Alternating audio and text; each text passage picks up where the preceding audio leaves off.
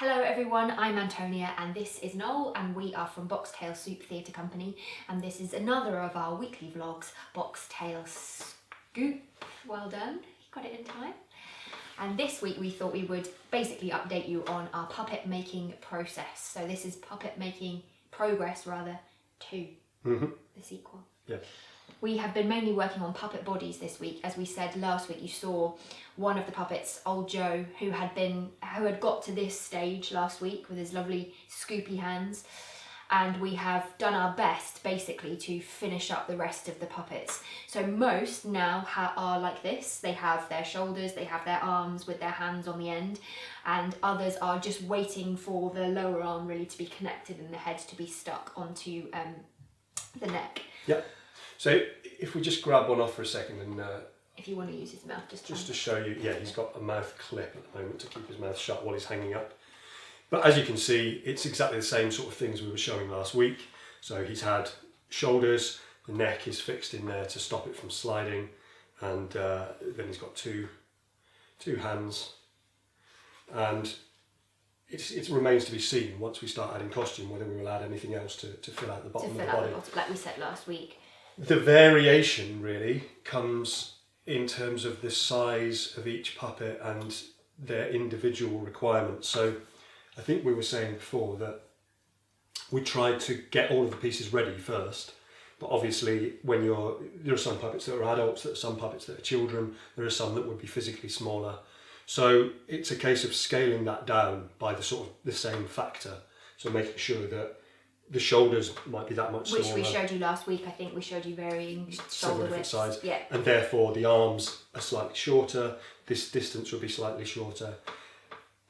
And the one thing that you can't actually really measure for is the length of the neck, because they've all got different size heads, and that means that the mouth is placed slightly differently.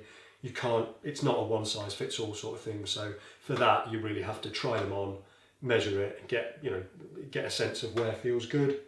And it'll be slightly different for everyone. And then it's the same thing which we were doing just this morning, which is attaching the head to the neck, which we mentioned last week we do with a little bit of Velcro in order to stop it from sliding while you're operating the puppet. And that again is different for each one, so you have to get the balance right. It's slightly fiddly, but it's really satisfying when they then finally hang into place. The studio has been a little bit like a factory production line this week, because it's making multiples, as we said last week. At this stage, it's less about the individuality, although there are varying sizes, and more about making multiples of the same sort of thing. Yeah. So we split the jobs always at Noel and I, because there are things that we are each better at. He is much better at the kind of mechanics of things. So Noel's been doing the shoulders, attaching the upper arms to the shoulders and the ribbon ready for the neck. Meanwhile, I have been papier-mâchéing, it feels like hundreds and hundreds of pairs of hands for each puppet. They look simple, everywhere. and they are simple. They're just drawn around our own hands and then slightly adjusted. They've all got different size hands in order to make sure that they feel right for the face and the body. Obviously, if you've got a child, you don't want great big adult hands. If you've got somebody who, if you've got a lady, you don't want chunky hands. These are a child girl hands, so they're little Fan, his little sister. And then Tiny Tim's hands, which are again a lot smaller, but it feels like I've just spent the whole time doing that, which I almost have. Yeah, I mean it's funny, isn't it? Because it's all quite fiddly and it takes quite a long time, but it has to be done, and it's satisfying as well. Once you start to then piece them together, they really start to come to life. They've been quite disarmingly alive this week. Once we've sort of hung the head on and then had a play, it's really taken my breath a couple of times, because I'm like, whoa, they're really lifelike. So even though the hands are simple, I think it's worth saying that that's another one of those cases where it really depends on what you need the puppet to do. Yes. And what's important about what you see on them. If you don't need them to pick things up, or to actually pick something up, and the hands aren't really going to be seen that much, then you don't want to kind of waste your time making an incredibly beautifully sculpted hand. No. Certainly in this case, where we've got so many of them to make. So for the time scale, what we want really is something that looks natural and looks right, And that functional. they can use to make reasonable gestures.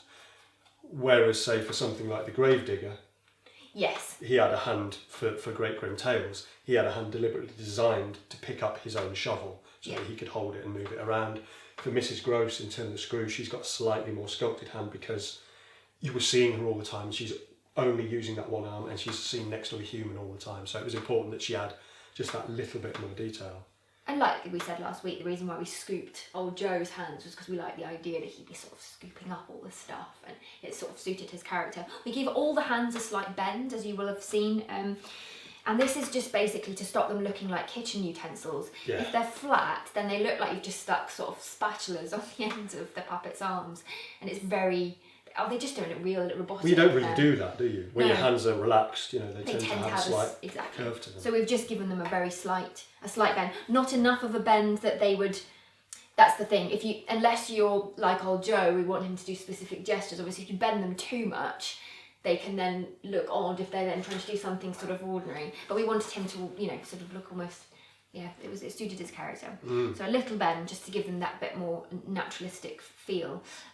We've got two more. I suppose we just spin the stand around. I'm just Or actually, I going might to just this pick one them up. up. Yeah, this Here we go. So, whoops. These guys appear together. In fact, we've got the wealthy man and the rich man. So that's them. Oh, there your paperclip just popped off. Paperclip's just on the back for when we hang them up to show you. If we don't put a paperclip on them, their mouths gape open and they look a little bit frightening. There we are. Just to go back to what you were saying before, though, the lovely thing is, as you were saying, they really come to life, and it's the wonderful thing about doing what we do is it never gets old, and it happens at every stage of the puppet making. So even from the very beginning, when you build a frame and it has a certain, you begin to see the face. It's like, oh wow, I can. Every stage, every time you put the paper on, you put the hair on, you put the moustache on, you give them the body and the arms. Every stage is equally like, oh wow, it's another level of them really sort of coming to life, and it's just magical. I think I'm particularly pleased. I don't know about you, but I'm particularly pleased with their eyes. Somebody commented, in fact, on the old Joe puppet from last week about how his eyes seem to follow you wherever you go, and I'm really pleased with their eyes for that reason. In fact, they do seem to focus well on whatever they are looking at. I think having used them in the last show Yes. for the one puppet, we got a sense of where they need to sit in the head, how far back you need to put them for them to work like that.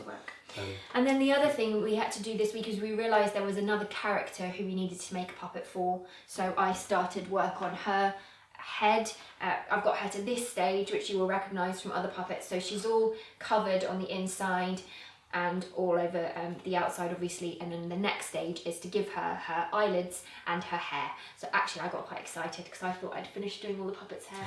And now I've got another lovely lady. She's got a great shape, and she's got nice cheekbones, I think. Yeah, they were actually almost an accident, I confess, but I'm quite pleased with them. So that's her. So she will be finished off later today.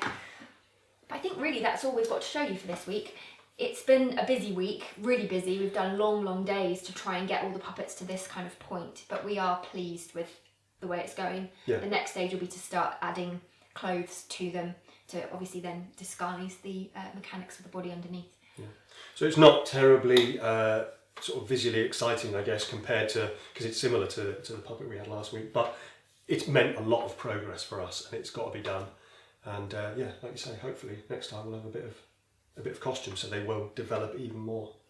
So thank you very much for watching. If you have enjoyed the vlogs, then please do like, comment, subscribe, if I got all those things. Hit the notification bell. Oh, I don't even know what that is, but hit that, yes, hit the notification bell.